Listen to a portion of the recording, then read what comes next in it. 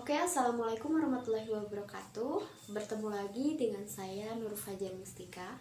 Pada pertemuan kali ini, di sini saya akan menjelaskan secara langsung mengenai materi kedudukan titik, garis, bidang terhadap dalam ruang. Assalamualaikum warahmatullahi wabarakatuh. Pada pertemuan kali ini kita akan membahas tentang kedudukan titik, garis, dan bidang dalam ruang. Pada pembahasan pertama, kita akan membahas kedudukan titik terhadap garis. Nah, kita perhatikan dulu nih di sini. Kalau di sini saya mempunyai garis L, nih yang hitam ini kan garis L ya, garis L, dan saya letakkan titik itu di L, maka kedudukan titiknya berada pada garis. Sedangkan di sini kalau saya punya garis L dan saya letakkan titik A di pinggir garis L ini, berarti kedudukan titiknya di mana? Kedudukan titiknya berada pada luar garis. Oke. Kalau misalnya di sini kedudukan titik terhadap bidang, saya punya bidang nih, bidang ABCD ya. Saya punya bidang ABCD.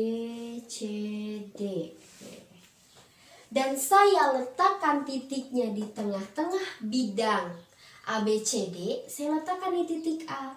Berarti kedudukan titiknya itu berada pada bidang. Oke. Nah, untuk kondisi yang kedua, di sini saya punya bidang ABCD lagi ya. Dan saya letakkan titik itu berada di samping bidang ABCD, titik A ini. Berarti kedudukan titik A itu berada di luar bidang. Nah, kan tidak di dalam ya, berarti di luar. Nah, kalau di dalam berarti pada bidang itu sendiri. Oke. Yang ketiga, kita akan membahas tentang garis terhadap garis. Nah, kalau di sini saya punya garis G, garis L. Nih, garis G, garis L. Kalau saya seberangkan mereka nih seperti ini, disilangkan mereka tuh, dibentuk X, berarti kedudukan garis G dan L itu saling berpotongan.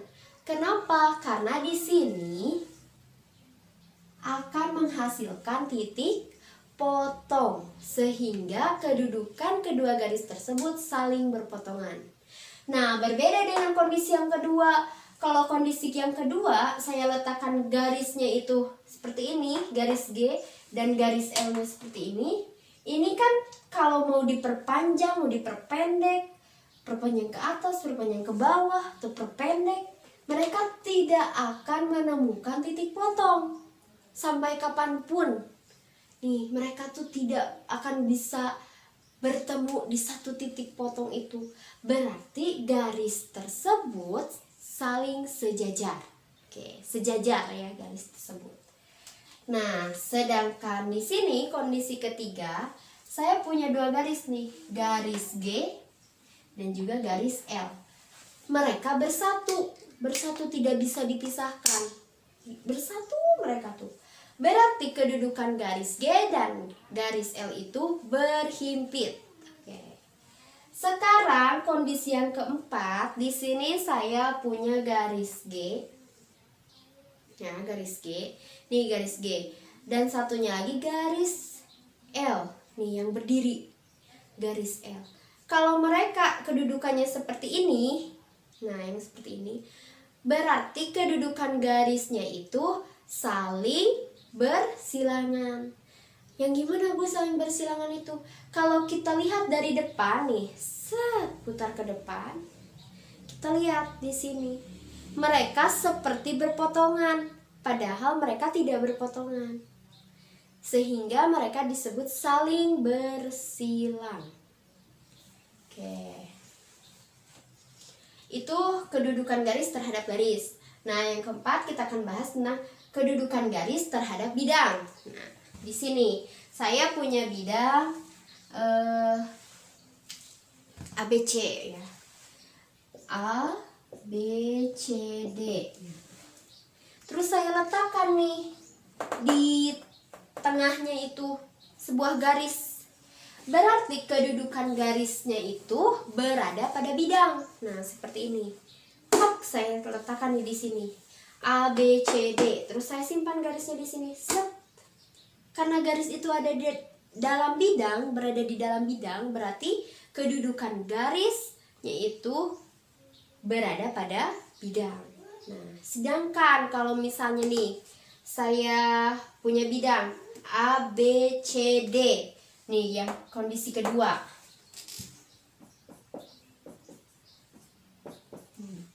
Terus saya letakkan garisnya itu berdiri seperti ini. Nih, seperti ini berdiri. Berarti kedudukan garisnya itu menembus bidang. Oke. Menembus bidang. Yang ketiga, kedudukan ketiga, di sini saya punya bidang A, B, C, D. Di mana si garisnya itu berada diletakkan di luar gitu ya. Di luar bidang itu. Berarti kedudukan garisnya itu sejajar pada bidang. Nah, seperti ini. Kan ini sejajar ya dengan bidangnya. Nih, dengan bidang ini. Bu, gimana kalau misalnya diletakkannya garisnya di samping sini? Apakah itu sejajar? Ya, tentu ini masih saja sejajar. Sejajar pada bidang garisnya. Kalau di atas ini sama. Ini juga sejajar pada bidang. Setelah ini ibu akan memberikan contoh kepada kalian bagaimanakah kedudukan garis, kedudukan titik, kedudukan bidang terhadap ruang. Oke. Iya, contoh soal dari kedudukan titik, garis, dan bidang. Nah, dilihat di bagian pertama untuk A. Kedudukan titik K terhadap garis KL. Oke, titik K itu di mana? Ini K. Berarti titik K di sebelah sini terhadap garis KL. Garis KL yang mana? Yang ini. Berarti kedudukan titiknya seperti apa? Kedudukan titiknya ada di luar apa di dalam? Nah, ada di dalam pada garis KL. Berarti kalau di dalam garis KL titiknya itu kedudukannya pada bidang. Berarti titik K berada pada, bukan bidang, pada garis KL. Oke. Sekarang kedudukan titik K terhadap garis MN. Sekarang titik K terhadap garis MN. Kayaknya di sini ya. MN-nya yang mana? MN-nya yang ini. Nah. Berarti kalau digambarkan kan di sini MN. Nah, kayaknya di sini. Berarti untuk kondisi kedua, berarti titik K terhadap garis MN itu berada di mana? Berada di luar. Berarti titik K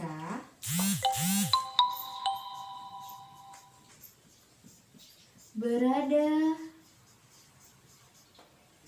pada luar garis MN. Nah, seperti itu. Terus sekarang yang B. Kita bahas tentang kedudukan garis. Nah, di sini kedudukan garis KM terhadap garis QO. Nah, di sini KM yang mana KM? Garis KM. KM berarti di sini titik K, di sini titik M. Sambungkan agar mendapatkan sebuah garis KM. Nah, ini untuk garis KM. Terhadap garis apa? QO. QO mana QO? QO. tarik garis. Nah, kalau dipisahkan berarti garis KM itu di sini,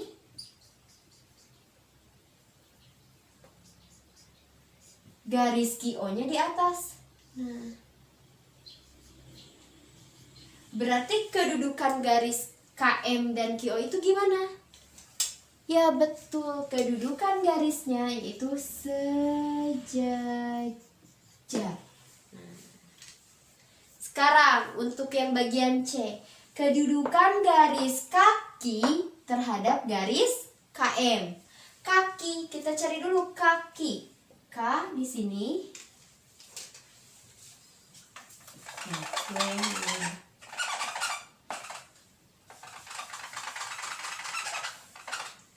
Oke.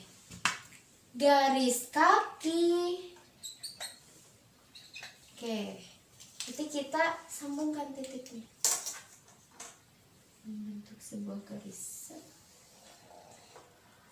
Kaki terhadap KM. KM-nya yang mana? KM-nya ini. Nah. Berarti kalau digambarkan, dipisahkan gambarnya itu, berarti kakinya tuh kaki, M-nya di sini. KM. Berarti kedudukan garisnya gimana? Kedudukan garisnya tentu saling berpotongan. Kenapa? Karena di sini mereka bertemu di satu titik yang sama. Berarti kedudukan garis untuk kaki terhadap KM saling berpotongan.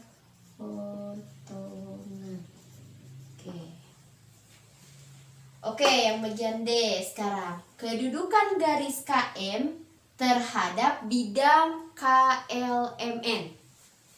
Sekarang di sini garis KM. Nah, di sini udah ada ya KM-nya. Ini hapus dulu. KM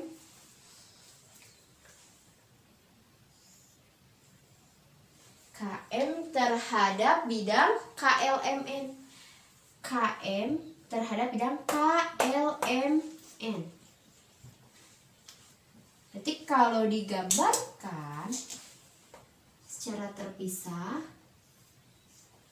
KLMN. Ini bidang KM-nya. Ini garisnya.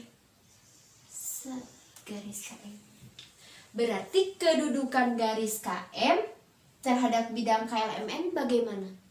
Ya, tentu berada pada bidang.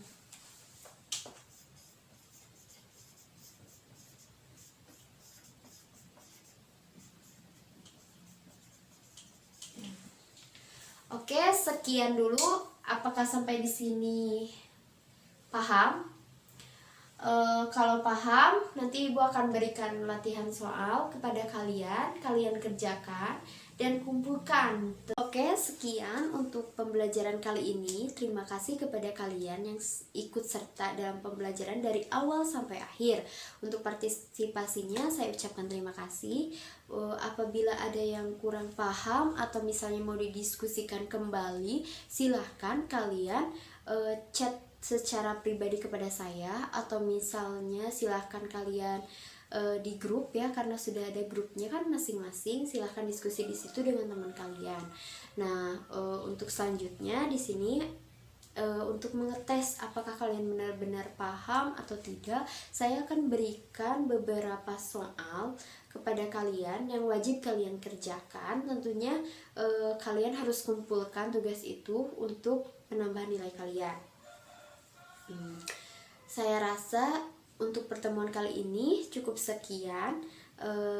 Mohon maaf apabila ada suatu kekurangan. Atas perhatiannya saya ucapkan wassalamualaikum warahmatullahi wabarakatuh.